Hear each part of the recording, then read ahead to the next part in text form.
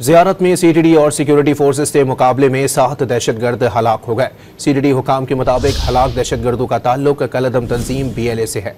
हलाक दहशतगर्दों से असलहा भी बरामद किया गया।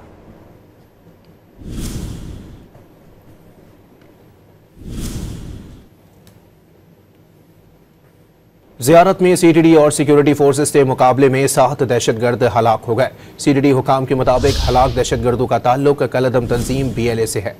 हलाक दहशतगर्दों से असलहा भी बरामद किया गया।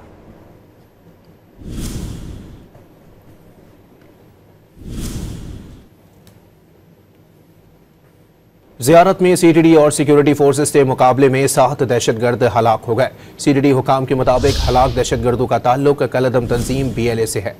हलाक दहशतगर्दों से असलहा भी बरामद किया गया।